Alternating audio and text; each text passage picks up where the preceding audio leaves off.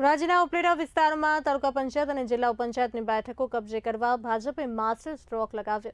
ભાજપના ધારાસભ્ય મહેન્દ્ર પાડલિયા પ્રત્યે ખેડૂતો અને સહકારી આગેવાનોમાં રોષ હોવાને કારણે ભાજપે જામકંડોરણાના ધારાસભ્ય તથા સહકારી આગેવાન જયેશ રાદડિયાને મેદાનમાં ઉતાર્યા છે। રાજ્યના સુપેડી ગામ ખાતે જયેશ રાદડિયાની ઉપસ્થિતિમાં સહકારી સંમેલન યોજાયું। આ સંમેલન દ્વારા સહકારી આગેવાનોને ફરી સક્રિય કરવા પ્રયાસ કરવામાં આવ્યો। રાદડિયાએ કોંગ્રેસ પર શાબ્દિક પ્રહારો કરતા કોંગ્રેસને ખેડૂત વિરોધી ગણાવી। તેમણે જણાવ્યું કે કોંગ્રેસે જનતા અને ખેડૂતોનું શોષણ કર્યું છે। જિલ્લા પંચાયત અને તાલુકા પંચાયતની ચૂંટણી માટે આજે ધોરાજી ઉપલેટા બંને તાલુકાના સહકારી આગેવાનો સહકારી પરિવાર સાથે બેઠકનું આયોજન હતું।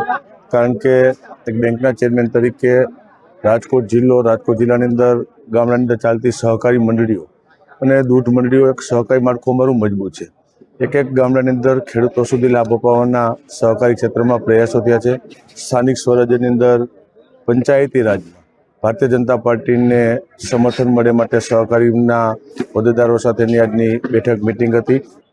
ધોરાજી ઉપલેટા અમારી વિધાનસભાનું ભારતીય જનતા પાર્ટી દ્વારા સહકારી સંમેલન કરવામાં આવ્યું હતું અને દિગ્ગજ સહકારી નેતા જેને કહી શકાય એવા જયેશભાઈ રાદડિયા સાહેબ હાજર હતા।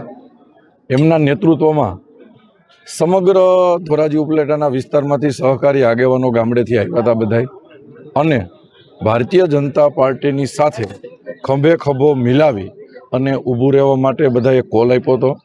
અને ખાસ કરીને ભારતીય જનતા પાર્ટીની સરકારમાં સહકારી ક્ષેત્રમાં કેવા વિકાસો થયા છે, યોજનાઓ કેવી આવી છે, અને સૌથી ગૌરવની વાત એ છે કે દેશના વડાપ્રધાન યશસ્વી વડાપ્રધાન નરેન્દ્રભાઈ મોદી બન્યા પછી ભારતના ઇતિહાસમાં પહેલીવાર સહકારિતા મંત્રી બનાવવામાં આવ્યા છે, અને સહકાર મંત્રી તરીકે ગુજરાતનું ગૌરવ અને દેશના ગૃહમંત્રી